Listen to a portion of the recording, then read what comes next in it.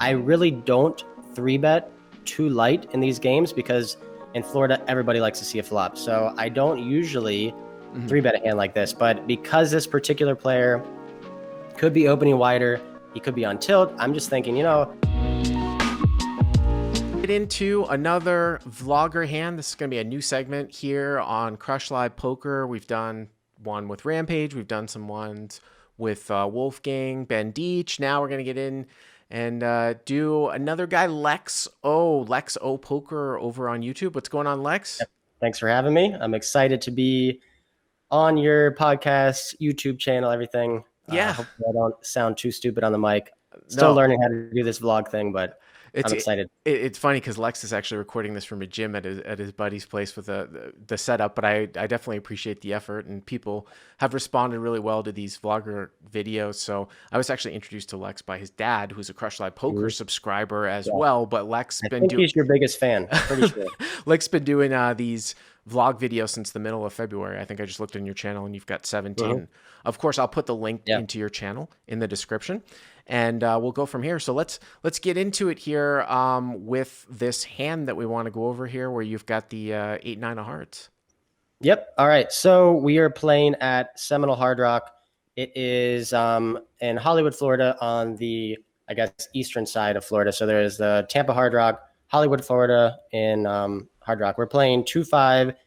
We're 2K deep with this guy. I've never played a hand with this guy. I think he was speaking a different language. I don't want to say he's from some place that I don't know, but I'm pretty sure him and his friend were German. One of them's to my right, the other one's to his right. So the hand before this, he tried to bluff a woman for like $500 on the river, got called. He was super frustrated, threw his cards in the muck, whatever. Very next hand, there's a straddle on the button. So this hand, straddle for 10, the action goes to the blinds. Small blind folds, big blind calls 10.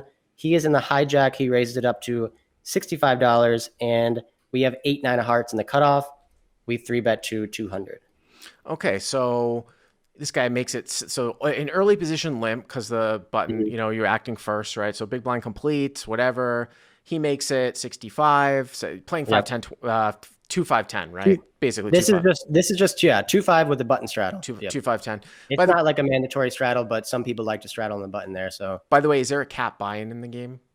Yeah, it's a 1K cap. So okay, I had 2,000. I think he covered me. He did cover me in this hand, but just by a little bit. So okay, 1K max. So he makes it 65. You're in the cutoff. You have 8-9 of hearts. You 3-bet to 200. Yep. We've talked a lot about this on Crush Live Poker.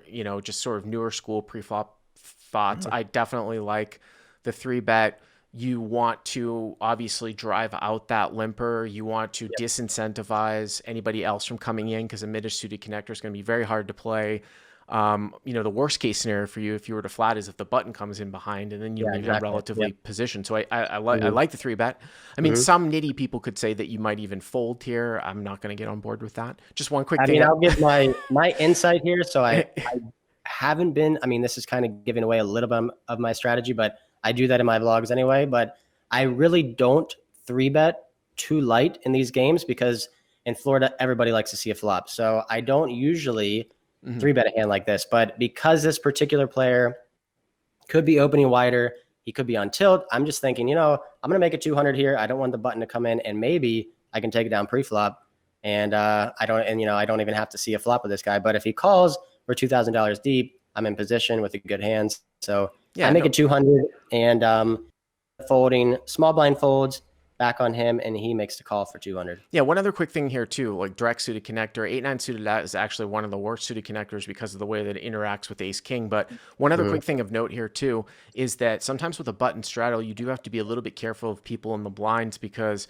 somewhat of an optimal strategy playing out of the blinds with a button straddle where it acts in position is actually limping the playable hand, so as opposed to straight opening them, which would be very, very strong. I've seen that, so you do have to be a little bit wary, but you get what you want to happen. This guy folds out, he calls, looks like the pot's like 400 and change right now into the flop. Yep. Okay. Yeah 400 plus the straddle plus the small blind call or the big blind call. So flop comes out king 8-3, king of spades, 8 of clubs, 3 of clubs. Okay. And he checks to us.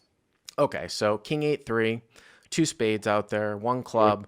I mean, here, obviously, you would I would think that you would make like a volume bet here, right? Like, you can do that whole like sort of 1/3 to maybe 40%. Mhm. You've got a 5 out draw if he has a king. Your hand Yeah. needs a little bit of protection. I'm Mhm. assuming you bet, right? Yeah, yeah. So he checked to me, and this is kind of where I kind of play a little exploitative. I think if I would have a hand like king, queen, ace, king, aces, I probably would bet bigger. Mm-hmm. But in this scenario, I bet 150 into 400. So basically trying to get him to call with his flush draws. I mean, he has a lot of equity if he has like jack 10 of clubs, queen jack of clubs, something like that. But given the fact that this is such a dry board, like he can't really have kings ever. He probably doesn't have pocket threes because he probably wouldn't open that to 65. So I put in a bet of 150. I don't know what you think about that. It's kind of a medium sizing, I guess. It's not half pot. It's not real. I mean, it's closer to 1/3, I guess. Yeah, I mean, 1/3, I mean, 100 to 120 here on a board like this, if you sort of looked at optimal, I mean, you would probably bet this board in this configuration with, could be with 100% of holdings. I would Yep. say, again, being a little bit live exploit is that even if you do want to say, well, I would check like queens or jacks here, Yeah. then you can sometimes balance that with checking like if you had like king 10 suited or something like that. I Okay. just want to make it clear, it might not matter. King 8-3 two clubs, is that where Yep. basically? King Okay. eight three two clubs. So I mean, Yeah. it's a super dry board. I think I should be c betting here basically with like 90 to Yeah. 100% of my range. Yeah. Even if I three bet queens or jacks, I'd probably put in a small c bet to deny equity from ace highs, get value from pairs, get value from flush draws. So Yeah. I'm that was perfectly. my thought. Yeah, I'm perfectly good with it. I'm perfectly good with it. So pot's like going to be like 700 now, right? Yep. So 700 yeah, I bet plus. 150. He check calls 150. Yep. Turn is a 9. So we turn a pretty disguised two pair and three Okay. bet pot here. So my thoughts before the turn when he called, I pretty much put him on like a king jack, king queen kind of hand, possibly a flush draw. So if I didn't improve on the turn, I obviously wasn't going to turn my hand into a bluff. Hmm. Probably was going to try to track it down, get a showdown. But now we turn two pair, and I was kind of going back and forth on sizing here. And my thought at first was to bet just like half pot and try to keep him in there with his kings or possibly like pocket tens or something, that pocket nines that he has. But because I kind of had a little bit of like a splashy image here and he just bluffed somebody, maybe he was on tilt, I decided to size up. I bet 600 into around 700 on this turn. I mean, And I like it to be. I mean, here's the thing: like, it's not even necessarily like unbalanced in the sense that if the turn had come bringing a backdoor suit in, like if it was like the 9 of spades too, you'll even see more of a reflection of large yeah, betting here because then you would have some backdoor bluffs here too. But you're supposed to be using the sizing with thick value, and what I would sort of what I would define here as thick value would be like aces, possibly ace king. The only thing about ace king is you block him having some king yeah, X. If you were to have like pocket eights, or if you had c bet with nines and turn to set, yeah, all yeah. those hands, jack 10 of clubs, queen jack of clubs, queen 10 of clubs, all combo draws. So I'm perfectly good with it here. Yeah, He's I still would going to size call with up a king. others.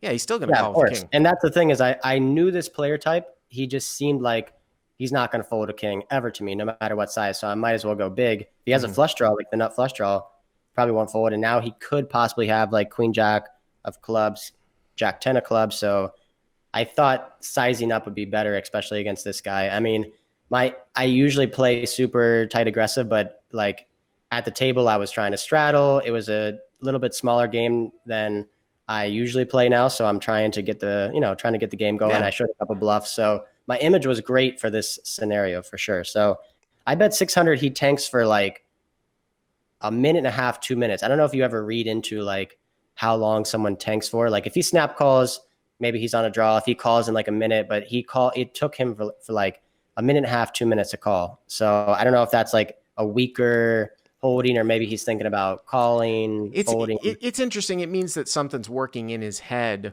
but Yeah. you couldn't necessarily discount him possibly even thinking of, folding off like king 10 or something like that, even though he's not supposed to. I put more credence in the bet pacing thing. Actually, if I'm out of position and my opponent's in position and there's some sort of change to like the nuts, like if they're betting a hand, like they're representing the nut flush and then all of a sudden the board pairs at the end.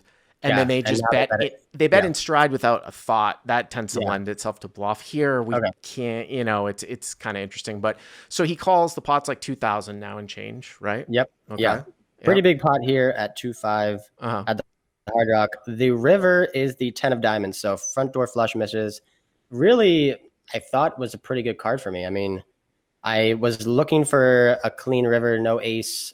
If he's potentially at ace king, no jack, no queen. So the 10 comes.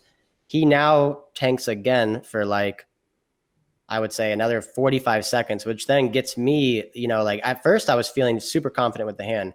Then on the river, he starts tanking and I'm thinking, and my heart rate starts elevating. And then he leads for 500. So kind of an interesting spot here. So, and what's going to be interesting here is the stack sizes here too. Yep. So, you have put in, you started with 2000. So Yep. you put in 600 on the turn, 150, and then you 3-bet pre. So you have 1200, right? Basically Yeah, to I think start the river. in my notes I had about 1150. I mean, that's what I knew I had when I wrote this hand down Right. afterwards. So he's betting. So yeah, so I mean So he's betting. 500, yeah. Yeah, he's betting 500. So if you call, you'll have like 650 behind, Yeah. basically. That's what I was Yeah. trying to, Into when we a were, 4,000 pot, yeah, yeah. when we were emailing about this is what's interesting. So talking about poker terminology, and this is something that I certainly made up. I don't know if it's necessarily caught on, but I actually made a video about it on YouTube called reverse pot odds, if you want to look at this in a situation. And what reverse pot odds, what I mean by that is that you can actually sometimes take a hand where you don't think it's warranted and either bet for value or raise for value because the pot is so big and you don't have much left. So say you had like 3,000 behind here and the guy bets 500, it's only 25%. I think that we can all make the determination that basically your hand is just a square kind of call. Like it's not strong enough to raise, right? Yeah. It's not really strong enough to raise. You're not going to fold, right, for 25% of the pot. But as you have less money, as the effective stacks go down, whether it's you or your opponent, when you look at this scenario, we'll just say that the pot is, say, 2,000. I know it's a little bit more than that. If he bets 500 and you call, now the pot's 3,000. You only have 650 left.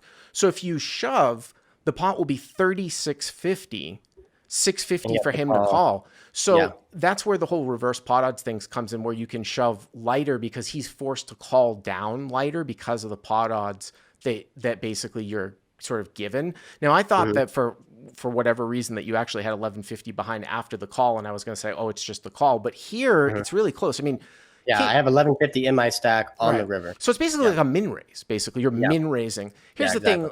The only thing that I would say here, and again, this is kind of giggly, like Euro, like it's, I don't know the skill level of this guy. Yeah. So normally you wouldn't see a guy block here with king, queen, or king, jack, or just play ace, king this way. So if you throw those hands out, even the reverse pot odds thing sort of goes out the window. Where it comes into play, where you could shove for value, is if he were to block with a single paired king here. It just seems kind of bizarre. The other interesting thing to do is look at the suits on the board here. If he is defending only correctly, meaning king 10 suited, not king 10 off, then there's two combos of obviously king 10 that he could run into. And then king 10 of clubs, king 10 of hearts. That's it. Right. Yeah. And then queen jack really should only be represented here by one combination of queen jack of clubs because of the fact that, there's no backdoor. Pocket 10s really shouldn't call. I mean, really, when you bet 600 on the turn, he really should only have those hands. And then I get, once in a great while, the one combo of 9s that's played this way, which is somewhat bizarre. We also block.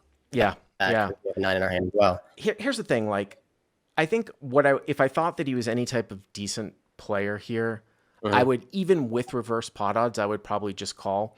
If I thought he was an amateur recreational sort of poor player and maybe I had seen him like block rivers, then I would consider jamming. I'm never going to consider folding given the pot odds. So I don't think you can ever fold in this scenario. But I don't know. In real time, like I have the best hand here 100% of the time. Like he seemed a little funky. I really don't have any info on this guy. Really never seen him before, just for those 2 hours that I was there. But I don't know. It was a close one at the time. I was just like, I have to shove for value. I only have 650 behind after his $500 bet. I mean, let me ask you something though. I mean, just interject here for a second.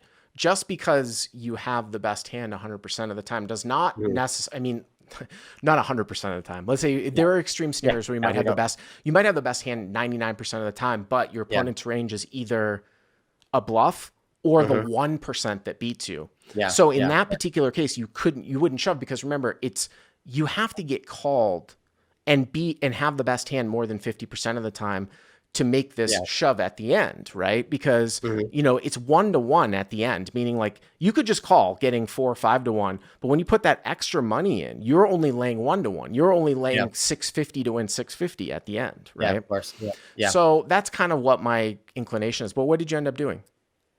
So I mean, he bets in 500. I Yeah. kind of look at him and I just tank for like 30 seconds and I shove, and he like snap calls me. So I'm like, oh crap, like Uh-huh. not the best scenario here. But I thought I had the best hand, so I shoved for like 1150. Hmm. He snap called. I show the 8-9 of hearts, and he shows 8-10 of spades. So Wow. So he, eight. So he called the turn with yep. just an 8, maybe Mhm. thinking, and then he block called the river, Yeah, obviously. block bet the river, thinking that I might check back aces, ace, king, king, queen, I guess. So Yeah, that's in real time, trying to think back now, like I could just call, but like I don't know. I had no idea what this player was playing like, and I don't know. I think it's a mistake now that I'm thinking back on it, but but he's now. I mean, in retrospect, I mean, he's not really. I don't know how often he's supposed to have a leading range here, but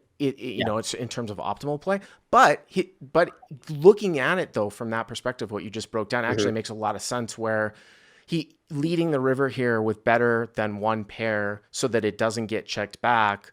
Yep. That makes sense. What wouldn't make sense to me would be blocking here with king queen or king jack or ace Hmm. king. And if Yeah. you agree with me there, if you take a step back and you agree that he wouldn't block with those hands, we don't know, Yeah. Yeah. then you can understand where I'm saying that it's just the call, right? Yeah. Because he I doesn't agree. show Yeah. up with those. Yeah. He's never gonna have. I don't think he ever has king queen here. I don't think he ever has king jack. I mean, once in a crazy time, he has king queen. He wants to block, but probably not.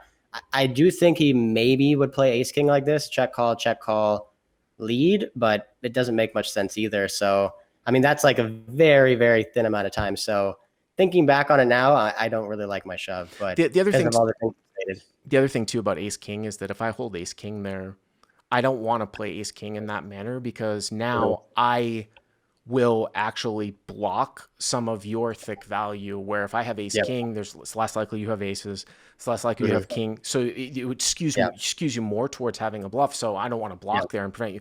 Let me ask Yep. you a quick question For before we 11. wrap up. If he checked to you, what would you have done? Yep.